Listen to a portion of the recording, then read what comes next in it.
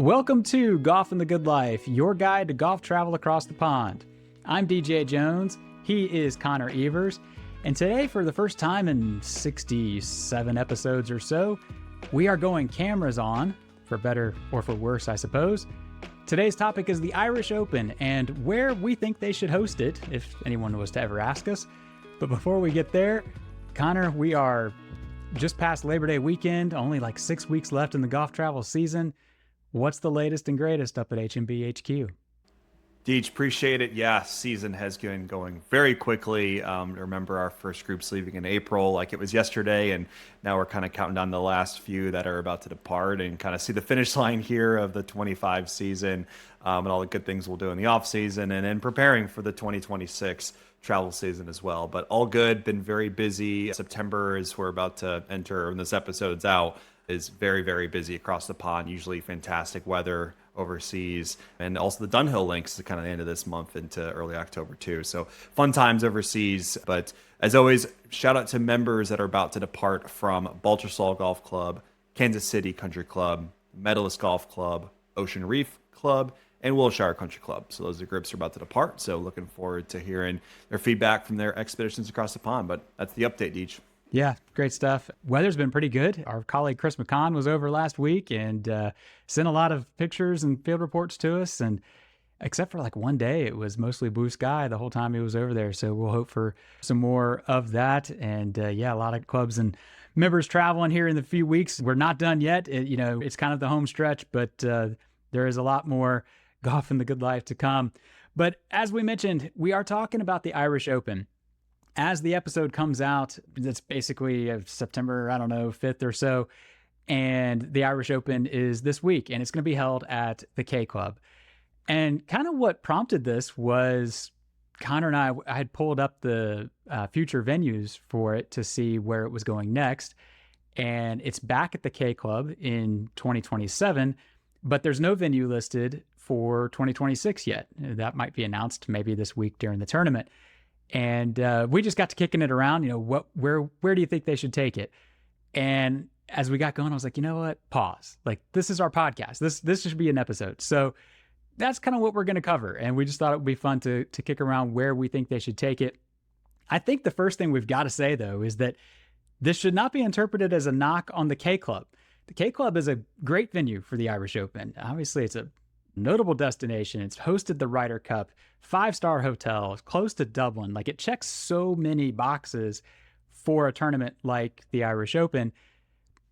But Connor, I think if we were to call it like it is, when most golfers think of golf in Ireland, they think links golf, or at least most American golfers. So maybe it's just our perspective sort of thing, but we think of golf near the sea. And selfishly, I kind of want them to show that off when the Irish Open comes around. Yeah, you and me both. I agree. I'm going to be intrigued if this the venue that's maybe announced this week or here soon is going to be one from our recommendations. We'll see. Time will tell. 100%. Yeah, and you're definitely right. I love when the opens, they go to different courses, and as a viewer, when you're watching it, you're able to see the country. And obviously, how links golf is the same, but also different in different areas throughout the country. So my first one up is the island in Dublin. And the one big factor too is it's easy to get to, 30 minutes from downtown Dublin, even closer to the Dublin airport. Just a great traditional links experience there. It's an old club dating back to 1890 as well. It definitely has championship history too. Has regional qualifying for the Open and has hosted the Irish Am in 2023. And also co-hosted the Amateur Championship with Portmarnock in 2019. The other big thing about the island is the dunes. They're enormous. They're going to be a lot bigger than what you'd find at some of the other Dublin courses, such as the European Club, Portmarnock, Royal Dublin, even County Louth in that realm too, etc. The dunes are very similar to what you'd find up at the courses like in Southwest Ireland or even up in Northwest Ireland. So just being on TV and talking about the Irish Open, it's going to be a cool, neat experience and kind of just show, Irish links golf. So just like I said, it's going to be great on camera and see views throughout, your entire links experience at the island. I know I can't remember the quote, but people say, it's one of those courses where you play it, don't tell anyone. I'm butchering the quote. Maybe DJ, you'll have it a little bit better there, Play it and tell no one. Yep. It's like something like the best course in Ireland you've never heard of. Play it and tell no one. Yeah, it's great, and that could be one of the taglines for this, for the Irish Open. So, this has good challenging holes. That the 13th is a really nice par three, kind of the ocean vistas in the background. The 14th is one of the narrowest par fours, I think it is, in all of Ireland too. So really spectacular links experience, and I think it'd be a great host of the Open, the Irish Open there, the island. So that's my first one. Yeah, and it's a great one. I mean, it might lack a little yardage. I feel like they probably would shoot 30 under par, maybe, but that would be fun. I mean, who cares? That's not the exercise. The exercise is what would be a great course to show off Ireland, and what better pick than the island. And really, I was just there in, I guess it would have been March, and it was sunny when I got there, and then this storm blew in off the sea. And the wind, I have some pictures of the flags, and they are practically, at 45-degree angles. So the yardage, who cares? That 6,500 could very easily become 7,500 if on the wrong day. And but it's a great spot there, and you're right, checks a lot of boxes. My first one is literally just across about a 100-yard wide body of water. Might be wider than that, but it's Portmarnock, and this isn't a hot take to pick Portmarnock because it's hosted the Irish Open more than any other course. It's hosted it 19 times. And the last time, though, was in 2003. So we've had 20 some odd years that have passed. Great links experience, just a true classic links course. You get out there right along the edge of the sea on it's like the par 3 15th hole. And, if you got the wind blowing the wrong direction on you, that par 3 might take driver. Just a fantastic setup. And then, of course, the club itself is world class. My reasoning for picking it, though, aside from the fact that it just makes a lot of sense between the course and easy access to Dublin and so forth, is that it's no secret Portmarnock has higher aspirations. They've been in talks with the R&A in terms of perhaps hosting the Women's Open or even the Open Championship. They're making some course changes to accommodate those moves. And I don't know, what better way to prove that you're ready than to have a marquee event come as kind of a trial run, if you will. And there's precedent for that. Back in 2012, Royal Portrush hosted the Irish Open. It hadn't hosted it in a long time. And I don't know how deep the conversations were at that point for our Portrush to join the Open Rota, but they sure got going right after the Irish Open. And so I think it just makes a whole lot of sense. Take it back to Portmarnock. It should be there every other year or something because it's just the ideal venue, not only from a golf course standpoint, but like you said, the proximity to Dublin has that in common with the island.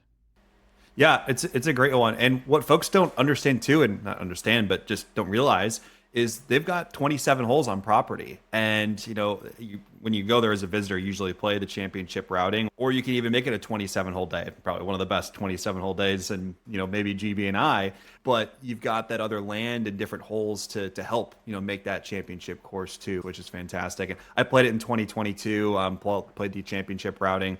Incredible. It reminded me a lot of the ocean course at Kiowa, just like very subtle land movements, not a tough walk, but solid links experience and amazing, area. You're right close to the Dublin airport too. I mean, the planes are taking right off and going right over you too. So it's a great location. So it's a good one, Deej. Good one.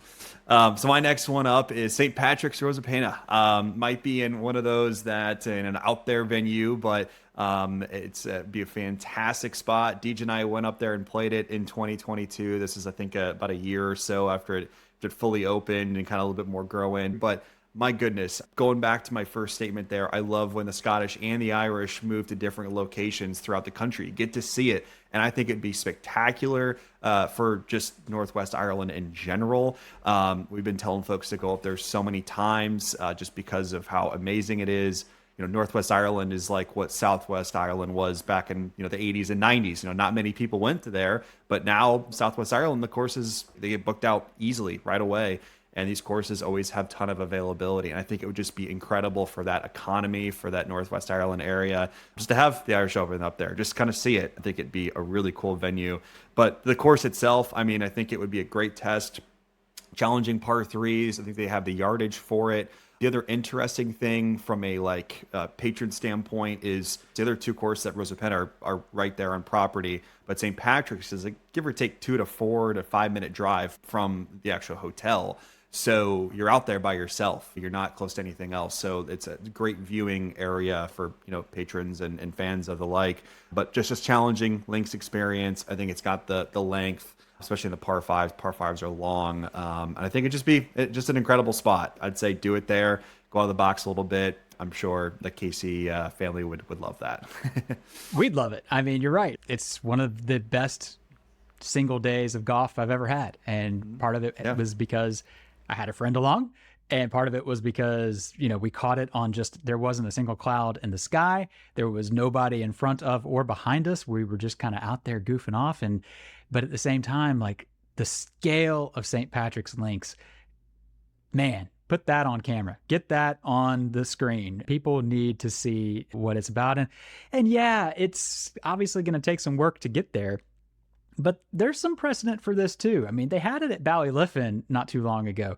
And if they can host it at Ballybunion, they can certainly host it at Rosapenna. It's maybe a touch even further out there than Ballybunion, but they've got a hotel on site. So the logistics get a little bit easier for at least some of the folks. Yes, by all means, take it to Rosapenna. And the Harbor Bar. I mean, it's a great spot too, afterwards. So the stories write themselves. Win-win. Yes, the stories write themselves. This is the other Harbor Bar, not the one that was on at the Open Championship, but that's a different episode. So my next one is the European Club. I'm kind of drawn to Dublin because I can't get out of my head, it's a big golf tournament. We need to have easy access to people getting there and so forth. It's not super close compared to the others, but, within an hour or so of the city. But I've picked the European Club because for years, it has kind of flown under the radar a little bit, at least for golf travelers. I mean, if you're in the know, you know about it. But, the course was built by the former owner and designer, Pat Ruddy, and it was kind of his personal pad. It was his playground sort of thing, I think is my impression of it anyway. And they didn't do a whole lot to try to attract, say, the ratings and the big tournaments. They didn't go the route that St. Patrick's has gone in terms of the notoriety and the press and what have you. And so it's kind of kept it a little bit under the radar.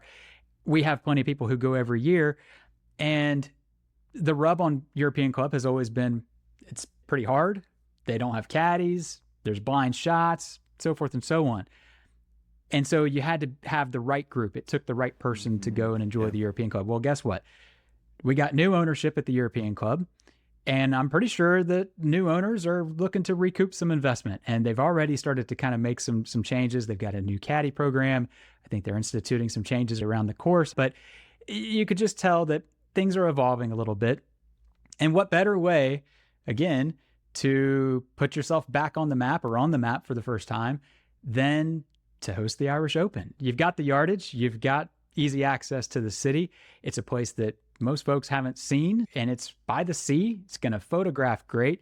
I think it would put a formidable test out there. And it has 20 holes. There's 2 extra holes out there.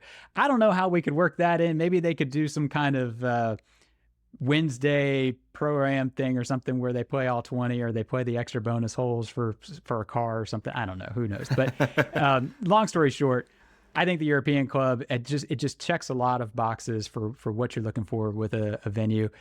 And I got to add one more before I round off my last ones, and that's a mention of Royal Dublin.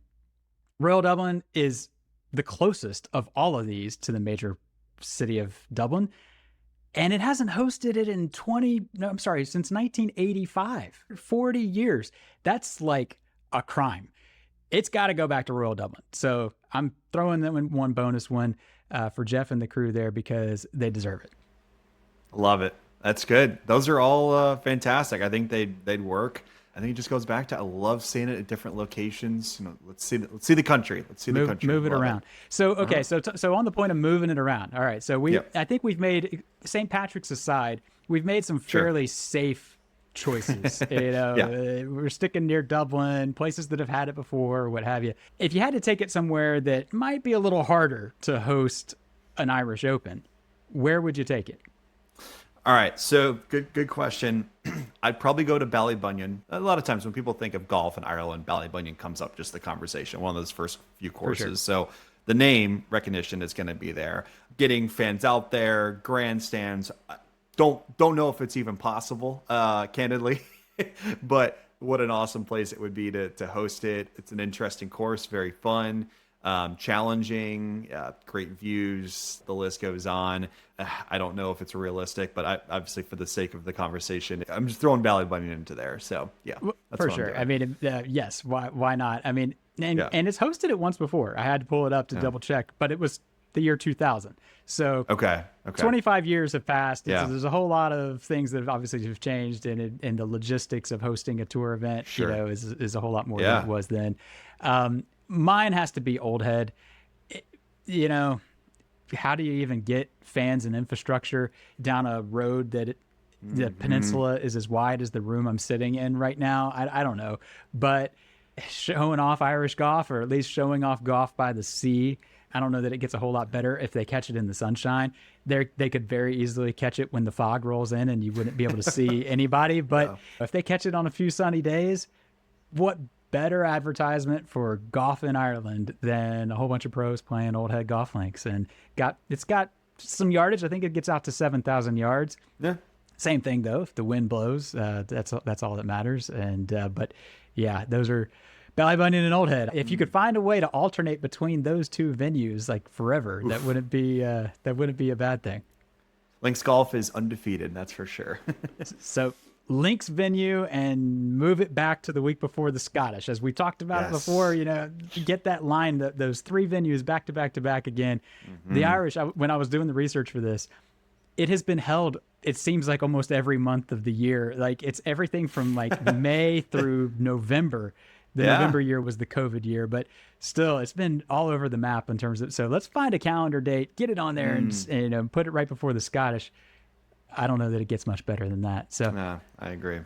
well, this has been a whole lot of fun. And as always, thank you to everyone out there for tuning in. We'll drop some links and so forth to some guides on the areas we talked about in the courses in the show notes. If you have any questions, or if you want to share where you think they should host the Irish Open, send us an email, golf@haversham.com. You can DM us on social media, or head to haversham.com/podcast. You can record a message. We would love to include it in a future episode. But we will be back again soon with another episode. But until then, we wish you plenty of golf at its finest and life at its best.